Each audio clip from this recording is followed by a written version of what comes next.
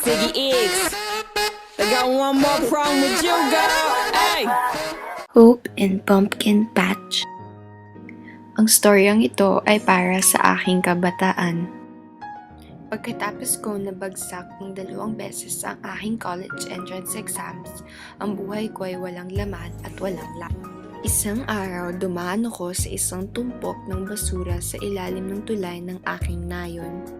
Lahat ng mga tao ay nagrereklamo tungkol sa amoy nito, pero wala ni isa sa kanila ang gumawa ng aksyon para dito. Wala akong halaga tulad ng mga basurang iyon. Siguro, pag nilinis ko ito, ay may magbabago sa aking buhay. Wow, sapagkat wala naman akong ginagawa, may maitutulong ako sa aming magkakapitbahay.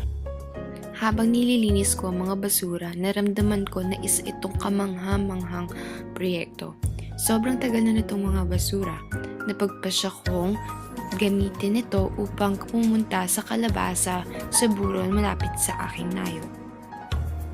Dinala ko ang mga basura sa aking likod pabalik sa burol araw-araw sa isang buwan.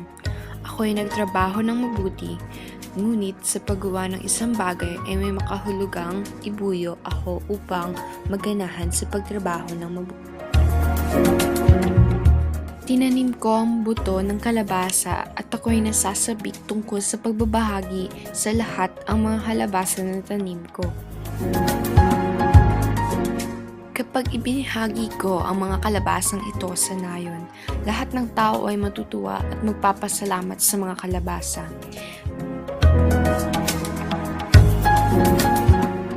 Sa mga basura na nakita ay napakinabangan pa at nakatanim pa ng mga kalabasa at nagbigay pa sa akin ng pag-asa at layunin sa aking buhay. Pagkalipas ng ilang taon, nagbago ang aking buhay at ako ay nakagawa ng tagumpay sa aking buhay dahil natuto na akong magsikap na magtrabaho at ibahagi sa iba ang aking pinaghirapan.